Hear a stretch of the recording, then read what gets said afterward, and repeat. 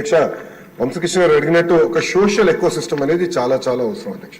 దాంట్లో ఎయిర్పోర్ట్ ఒక భాగం.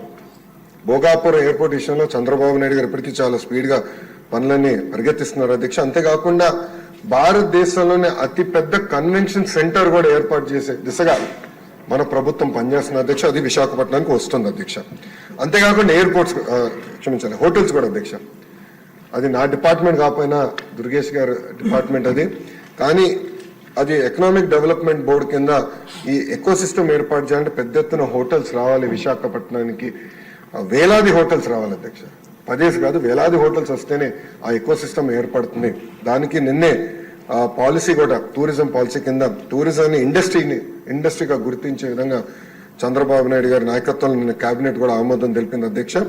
దాంట్లో భాగంగా హోటల్స్ కూడా పెద్ద ఎత్తున విశాఖపట్నానికి తీసుకొస్తాం, కనెక్టివిటీ కూడా ఏర్పాటు చేస్తాం, కన్వెన్షన్ సెంటర్ కూడా తీసుకొస్తాం. ఇది ఒక భాగం. ఇంకొకటి పెద్దలు అన్నట్టు ఐటీలో ఉన్న టాప్ 100 కంపెనీస్, టాప్ 20 కాదు, టాప్ 10 కాదు, టాప్ 100 కంపెనీస్ ఆల్రెడీ నేను ఇనిషియల్ డిస్కషన్ స్టార్ట్ చేస్తాను జరిగింది అధ్యక్ష. నేను అనుకుంటాం అది గ్యారంటీగా జయప్రదం అవుతుంది. వాళ్ళందరినీ విశాఖపట్నం తీసుకొచ్చే బాధ్యత నేను తీసుకుంటాను మొదటిది.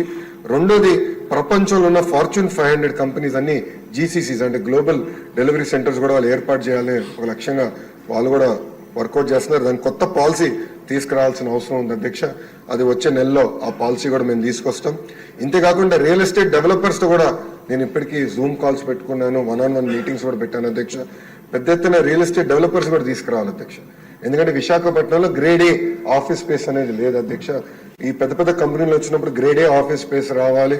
వాళ్ళకు ఆ కంపెనీలో పనిచేస్తున్న ఉద్యోగస్తులకి మళ్ళీ హౌసింగ్ సోషల్ ఎకో సిస్టమ్ కూడా కావాల్సిన అవసరం ఉంది. వాళ్ళందరితో కూడా నేను చర్చిస్తాం జరుగుతుంది అధ్యక్ష. త్వరలోనే ఆ అనౌన్స్మెంట్స్ కూడా రాబోతున్నాయని మీ ద్వారా సభకి నేను తెలుపుతున్నా అధ్యక్ష. అంతేకాకుండా డేటా సెంటర్ పాలసీ కూడా దానిపైన ఒక స్టేట్మెంట్ ఉంది అధ్యక్ష. అది ఉంది, స్టేట్మెంట్ ఉంది. దాంట్లో చాలా డీటెయిల్గా అది కూడా నేను ఎక్స్ప్లెయిన్ చేస్తాను.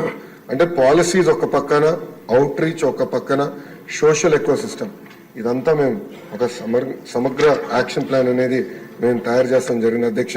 విష్ణు కుమార్ రాజు గారు, గంటా శ్రీనివాస్ గారు పెండింగ్ ఇన్సెంటివ్స్ గురించి చెప్పారు అధ్యక్ష. అధ్యక్ష నేను బడ్జెట్ కోసం నేను వెయిట్ చేస్తా ఉన్నాను.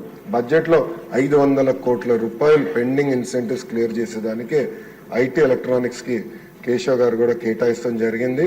అది అసెంబ్లీ సెషన్ అయిన తర్వాత తప్పనిసరిగా ఇన్సెంటివ్స్ అని ఆ కంపెనీస్కి అందించే బాధ్యత మేము తీసుకుంటాం అధ్యక్ష. దాంట్లో ఎలాంటి సందేహం లేదు.